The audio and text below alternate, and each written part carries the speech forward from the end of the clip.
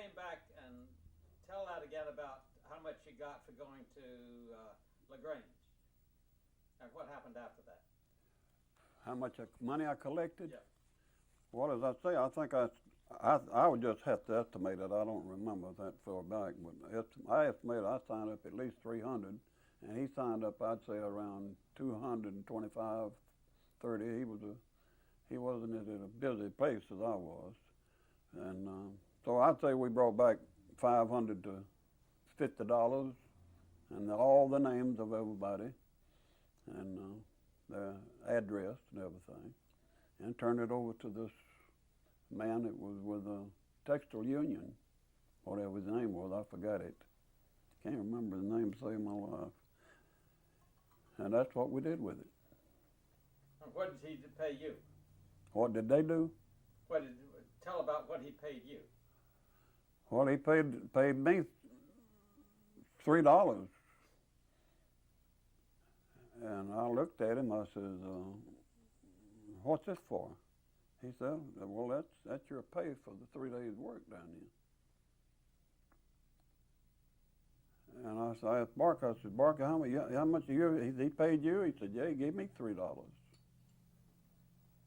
Well, we like not left LaGrange with him. So on Monday night, the city had let us use the city hall, the upstairs part of the city hall for the meeting. Now, let me go back a little bit.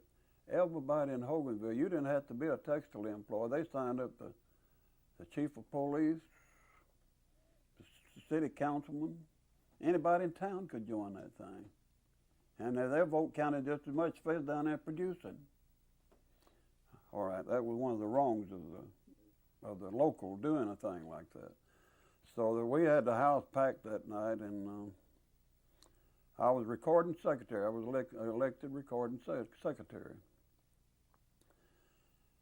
And I told the president of the local man who was in charge of opening the thing, I told him, I said, I want to speak first. He said, well, go ahead. I said, I got something I want to say to people. We're friends. Let me tell you something. We were just like blood brothers and sisters, everybody in there, in the whole town. We all went to church together. We all loved one another. We tried to help people out. I said, I want to tell you folks something. I don't know whether you like it or whether you don't like it. That's not going to have anything to do with my decision. But I said, Luther Barker sitting over there and myself, we just worked 3 days last week down at Callaway Mills at Skeeter, place called Skeeter Flat. And I said, we signed up over 500 people down there and worked 3 12-hour days down there, 36 hours. And this gentleman sitting over here, he paid me $3 and he paid Mr. Barker $3. And I still had mine. I wasn't able to have a billfold back in them days, but I had a little tobacco sack I put it in. I took it out and I said, this is $3. I said, now, I think the world of every one of you guys. You're my friend, but I said, I'm not going to use any other word like I've been. I'm sorry I did the other day, but I said, I'm through with the union. I'm going to fight it just as hard as I can fight it. If this is what the union's going to do for the people in Hogansville, we don't need it. And that's what I said, and I walked out. Well, then, this mill down here, this 34 now, when they had the textile strike, Mr. Smith, who was general manager from New York of the U.S. Rubber Company mills then, which is Winsboro here in Shelbyville, Tennessee. He called all the people together and he said, we're not going to have a strike. We're just not going to have a strike. And Mr. Kirkland was superintendent of our plant. And he said, we're just rather not, we're going to close the mill down. And the people can call it what they want to. We're going to close the mill down because we don't want our people to go on strike. But let me tell you, they took over. They took over down there, and they got pretty radical. Then they decided they'd go around and stop off some of the other mills. And they called them the Flying Squadron. and they cut green sticks, like about that big around, a little long on the baseball bat, and I tell you, there was people that would march up and down the street and knock on you, hit on your porch, wake you up to get up. We're going off to a certain town today. I'd open the door and run them off, and well, they did this for long. You'd be surprised how many mills up in this area here that they went out, but they wouldn't go down to Alabama, because they had machine guns sitting out there waiting for them. Hogan they took a name. Their name was just drug in the dirt on account of something like this. And so I spent my time fishing. As I tell you, there's a boy in that picture there that we played in the band together, a little bitty fellow, and we went fishing every day. Well, we'd walk up the railroad because we weren't able to have a flashlight, and we'd come home at about dark, and about 2 miles up there where we went fishing.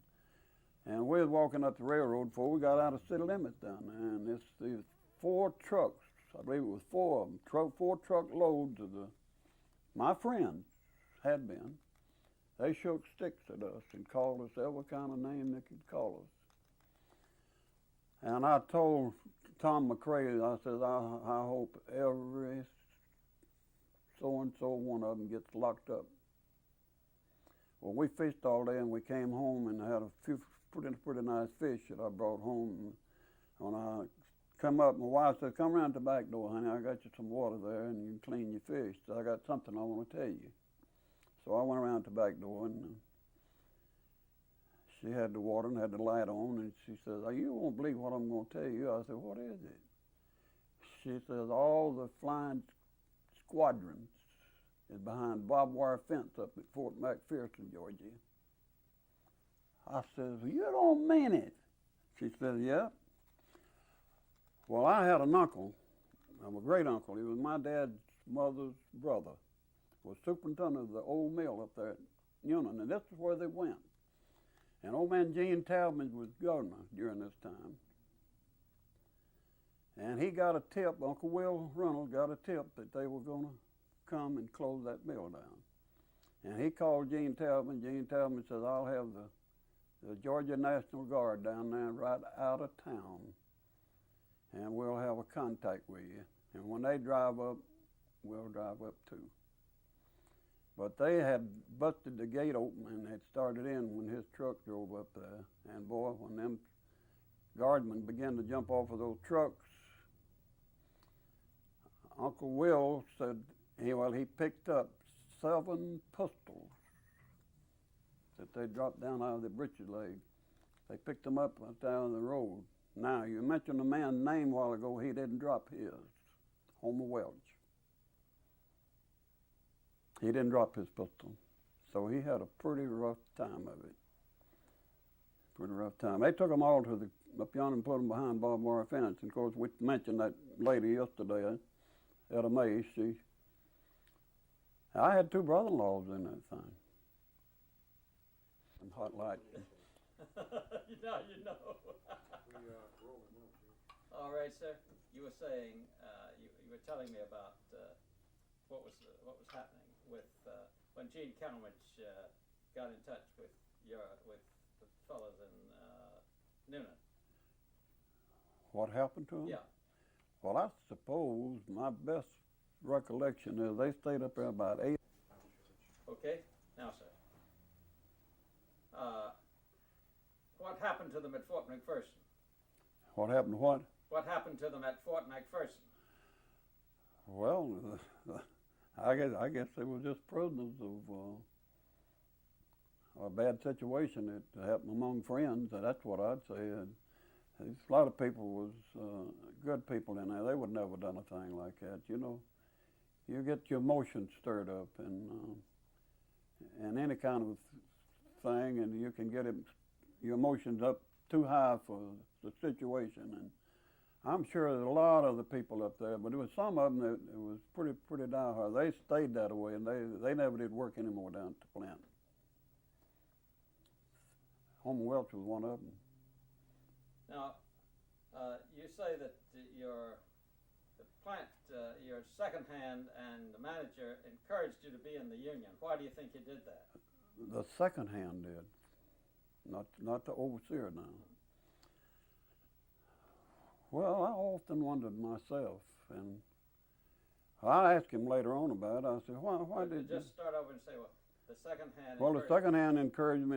He knew that they had asked us to go down there, and I told him no. And he came to me and said, "Now, if you want to go, I'll let you off." I said, "Well, who's going to pay my money?" He said, "They'll pay you." I said, I need what I make here every day to help carry my what I need to run my house on, you know." And he said, "Well, they'll pay you." I don't know why he thought that. So I told him, okay, we'd go. And so we went down there. They furnished the transportation. They hauled us down there. Had somebody come get us every night. And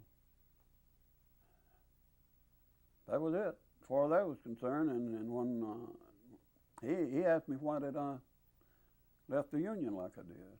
I said, "Well, what would you done?" I said, "You told me they'd pay me." They did. They gave me postage stamp money.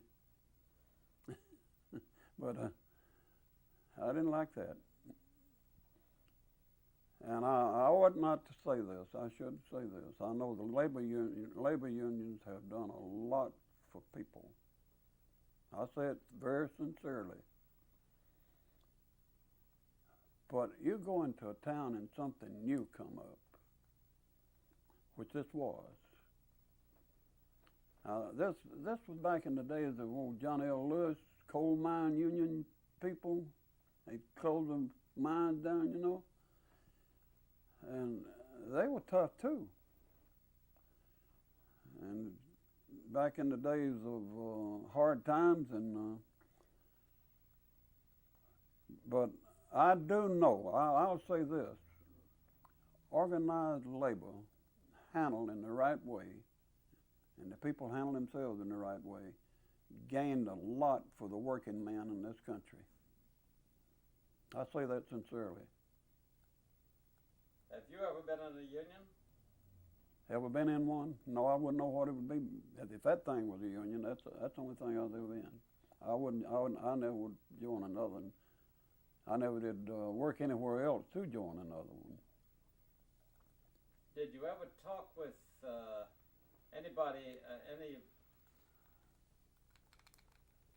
I showed you a picture of my son over there a while ago.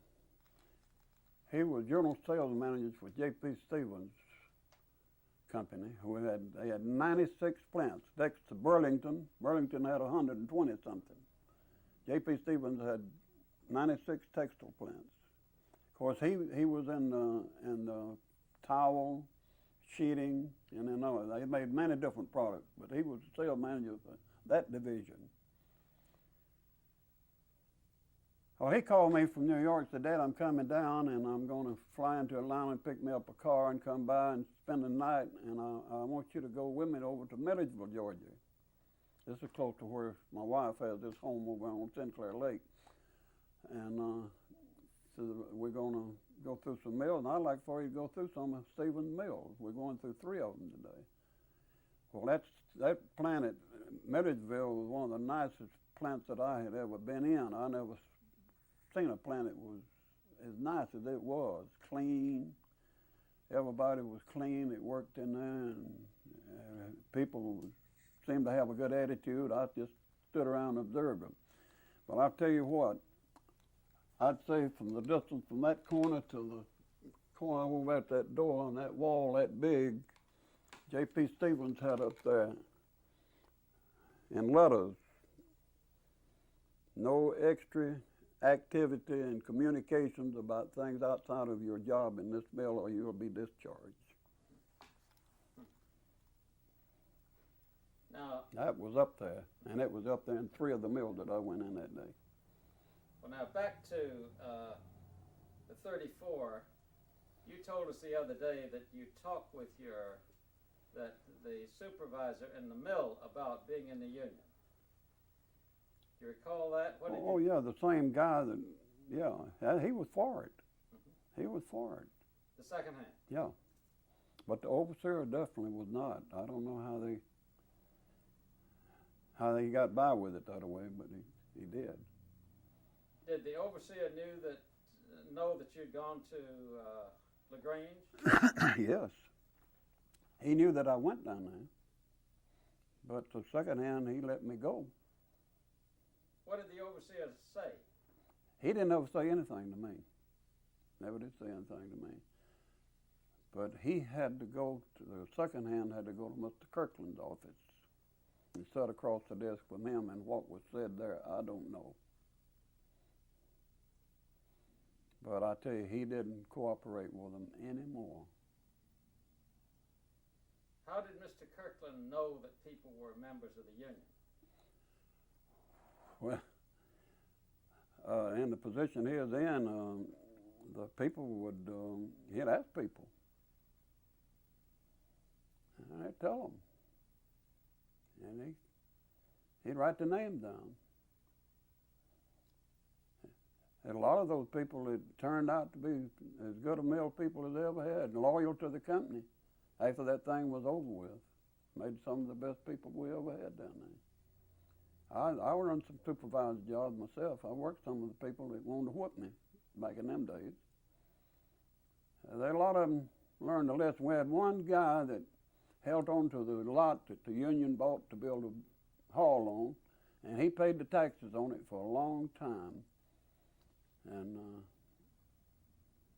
I don't know, they kept him there. He was a good worker, and finally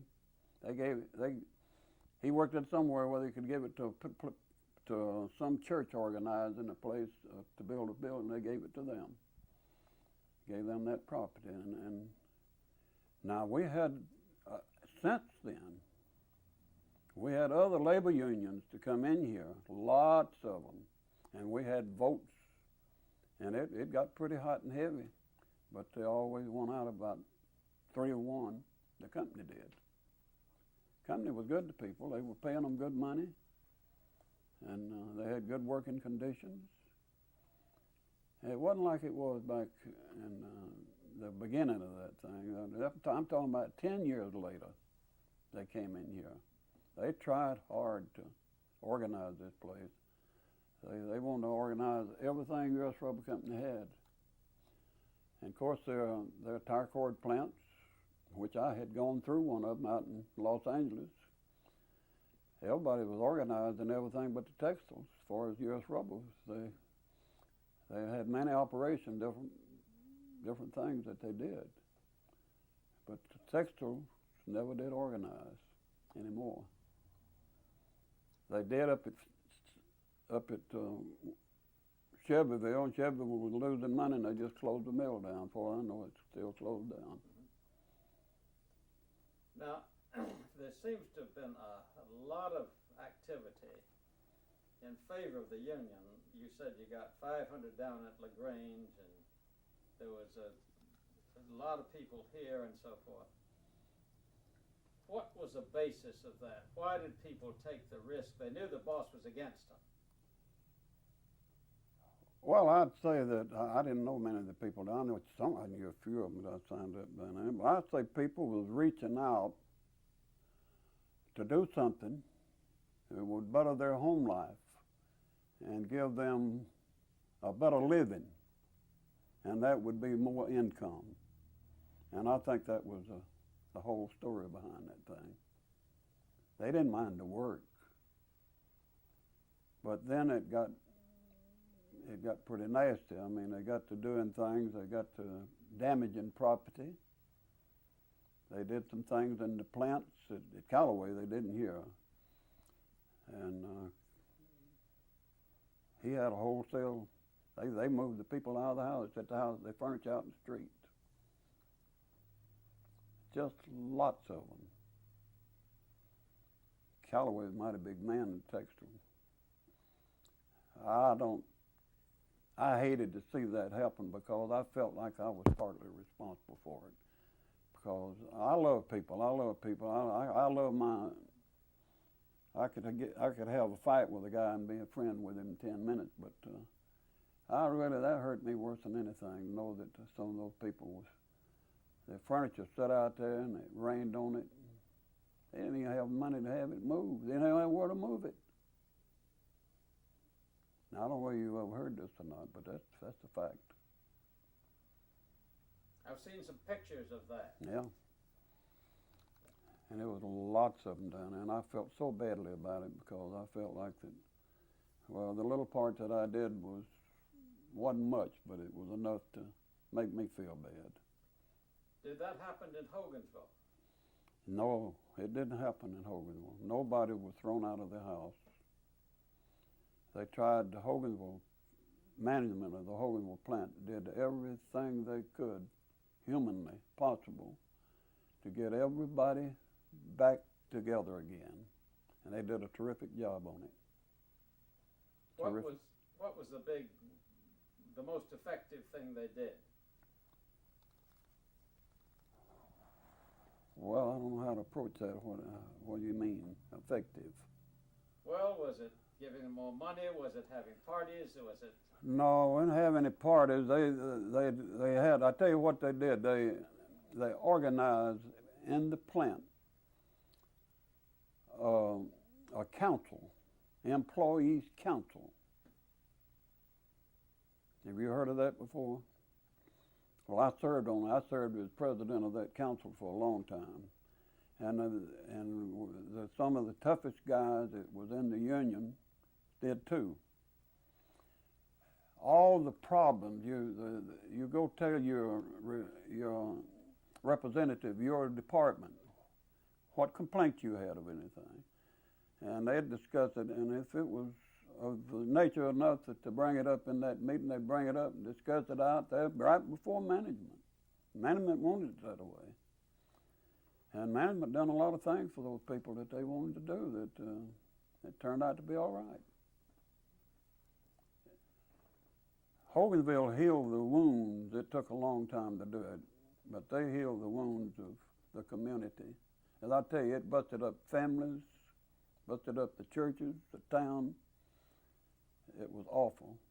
But I'd say in 5 years' time, it took about 5 years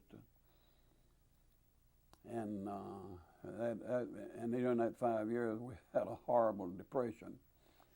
My first child was born in 27. My next one was born in August of 29. The 27th day of August, my daughter right there, that picture there. And she, in two weeks' time, the banks began to fail. Well, they failed so fast, Mr. Roosevelt just closed them all up. You remember that? And the mill shut down. The mill shut completely down. And we had it tough. But as quick as they could, they began, and then the Public Works, they said they had the WPA, and they had the CC camps. They had two of them, public PWA and WPA, wasn't it? Yeah. Well, everybody that could, they gave them jobs. They cleaned up swamps, and they did a lot of things. And went over Pine Mountain where President Roosevelt, like where he lived over there, cleaned up lots of that area over there. And but CC camp boys, they got out and did different things, and they all lived like they was in a barracks, you know, in the military. And that's been so long, it's kind of hard for me to. But this helped bring people through the depression, the hard part of that depression area. They also had trucks come up, and I went to that truck and took my list and got what I wanted for me. I wasn't ashamed to go get it. My children was hungry, and I was too. I wasn't ashamed to go get it. I wasn't going to steal. I stole one chicken. I put a grain of corn on a fish hook, and he come by and grabbed it, and I took him in the window. But and we ate that chicken. I felt bad about that. But it was hard times. but the company, they did everything they could down there, I believe. It was about 15 years after the strike till I got up into management, top management down there. And I found out that they were always for the employees. Now, last night we were having a discussion about East Noonan. There was Bud Neal and his wife, who worked in the mills over there and had lived in the town all their lives. There was their son and their daughter and son-in-law and grandson. And they were telling about the strike, and then they were telling about all the things the mills did. But they kept saying that the mills did all these wonderful things, but if you tried to organize, they'd fire you. Well, the grandson said, it sounds to me like it's like a happy prison. That didn't happen here. It might have happened in Union Mills. Yeah, that didn't happen here. They didn't fire anybody. I don't know if it was so they fired. My brother was in industrial relations. He was personnel. I mean, he hired what is called employment manager. And I don't think I know of anybody that they fired because of their union activities. Mm-hmm. This was after the first go round. We had pretty hot-headed people, but I don't know of anybody they ever fired down there, and I think I would have known. Because I knew, I worked on quality control for a long time, and when the war started, I had a code. Out in the mill, they had bells to ring, horns to blow, and I had a number, and if I heard they blow 4 times and then twice, that was 42, that was me. Well, I go to somebody's phone, call down to office, and ask the girl that was a receptionist and run the switchboard. I said, what do you want? She said, well, so-and-so wants you. And it happened that the plant manager wanted me this day. And this wasn't during the strike, had nothing to do with the strike whatsoever. But this when the war started. They was interested in nobody getting in those plants that would do anything to disrupt production. Tire cord was a very, very important thing, and the product that we was making in the asbestos plant was very, very important. And the weaving over to other mills, the heavy duct, make long conveyor belts out of them. They all were. Well, I went down there, and she says, go in Mr. Link's office. He was plant manager. A.C. Link was. And I walked in his secretary's office. She says, go on in here. They're waiting for you. So I had to go through another door. She said, they waiting for you. I said, well, I wonder who are they? I got in there, was 3 men in there, sitting across from Mr. Link's desk. And so they all got up, and he introduced me to these gentlemen and walked out. He said, you take my seat, Harry. I said, good, I've been wanting to sit behind your desk for a long time. I didn't know what these other guys. But they were FBI people. I was an FBI informer I knew everybody. I was on quality control. And everybody they hired, I'd go down there to the employment office every day and get the names of these people, where they're from. And I worked on all 3 shifts, any way I wanted to work. I didn't have to worry about production. I didn't have to worry about quality or anything like that. It was my job to look at people, watch them, and observe them the very best I could without them knowing it. And if there was anything went wrong there that they could have done anything, they call them fifth columnists or something like that, would get into plants, and you could do something in one location and it closed the whole thing down. And this is what they didn't want. And and I'll tell you what they told me. He says, there's 3 of you, and you'll never know who the other 2 are, and they'll never know who you are. And I never did until this day. Okay, let's